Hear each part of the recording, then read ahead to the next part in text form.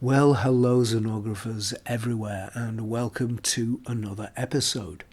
Today I'm going to show you two beautiful little photographic gems that came to light just the other day as I was tidying my camera cupboard. They're not particularly rare and they're not particularly valuable or collectible either, but they're both pretty wonderful. And here's the first of them. The Pentax Super Takumar 55mm f2 lens. This lens came to me about a year ago with a bunch of other lenses, and somehow it just got pushed to the back of the cupboard and forgotten about. But as I learned when I used it recently, this lens is a stunner. On paper it's nothing special. f2 maximum aperture, 45cm close focus distance, M42 mount, just another 50mm, or more accurately, 55mm lens. In use though, this lens is something rather special. Like many of these Pentax lenses, this one is exquisitely manufactured. Tolerances are still tight, and focus and aperture rings move freely just as they did when new. The tactile sensation of just using this lens is absolutely lovely. But it's in the area of image quality that this lens really excels. It's the little brother to the Super Takumar 50mm f1.4, and that's a lens I've used quite a bit, and by which, on occasion, I've been a little underwhelmed, because it sometimes seems a little soft. By contrast, however, this lens seems like one of the sharpest I've ever used, full stop. It really is that good. It's easily as sharp as any Tessar lens I've used. It's as sharp as the Carl Zeiss Jenner Pancolar. In fact, it's hard to think of any vintage lens that can beat it for sharpness, and I've found its resolving power quite astonishing. It's quite a contrasty lens too, although being an older design, I think it dates from the 60s sometime, its coatings don't quite give it the advantage that later lenses have, and contrast does fall away if the sun's in the frame. But it doesn't fall away too badly, and I think the result is rather nice, soft and delicate, without being too much washed out. It represents colours very nicely, and it has that unique Pentax colour signature that gives strong and full-bodied colours without oversaturation, resulting in what's probably a very natural and accurate rendition of colour. It makes great black and white images too. They're full of contrast, richness and depth, and I think that might be something to do with the slightly yellow tint caused by radioactive elements in the glass, giving effectively a built-in yellow filter. So radioactivity isn't all bad after all. The maximum aperture of f2 means this lens will give you plenty of blur, not quite as much as a 1.4, but there's not much in it, and after all, how much blur do you really need? At minimum focus distance there's loads. It's big, soft and beautiful, with very little trace of form visible, just a big wash of blur.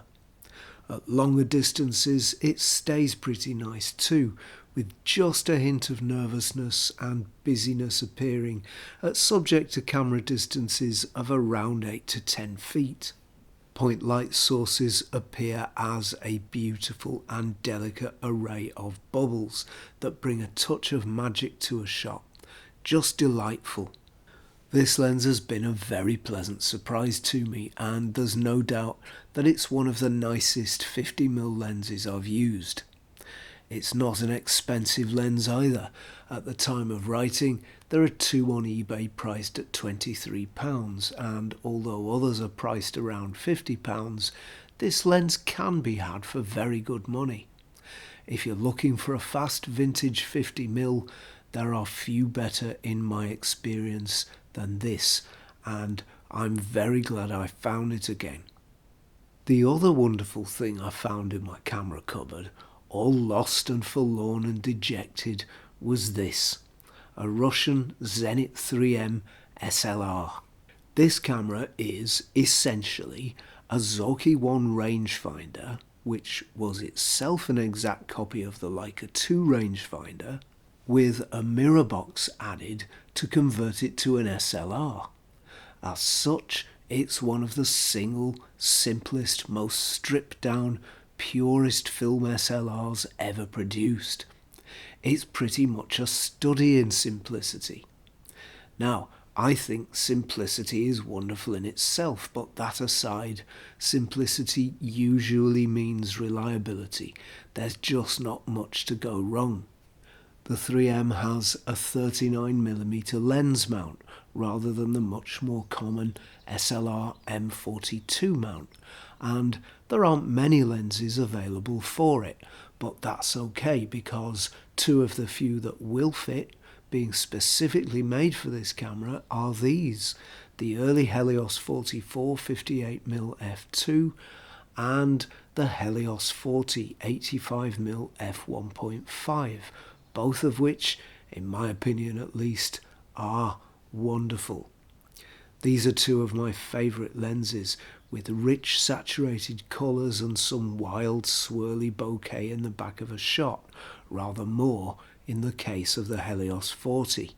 They both give unique images that couldn't have come from any other lens, and the Helios 40 in particular makes a very striking and unusual portrait lens. If those two aren't your cup of tea, however, because this camera, unique among SLRs, has a 39mm lens mount, which is the Leica rangefinder standard, you might want to try mounting some rangefinder lenses. They won't focus at infinity or anything like it, but they will focus close enough to let you do some macro shots. This camera becomes a macro camera by the simple addition of a cheap Jupiter 8 or an even cheaper Industar 61, which is the third wonderful thing of which these cameras are capable. You can find one of these in working order with a Helios 44 lens for somewhere between £30 to £40. If you're looking for a simple, well-made and reliable film SLR, this one could well fit the bill, and its added macro capability makes it, from my point of view, that little bit more interesting too. So, two wonderful things unearthed from my camera cupboard. One, a truly fantastic lens that blew me away with its performance. The other, a lesser known film SLR with a couple of tricks up its sleeve. If you get the chance, give them a try. I don't think you'll be disappointed. So that's it from me for now. Please don't forget to like, subscribe and ring the bell before you go. And if you like this channel and you enjoy its content, please consider supporting it at patreon.com/Zenography. As ever, thanks for watching, and I will see you next time for some more Zenography.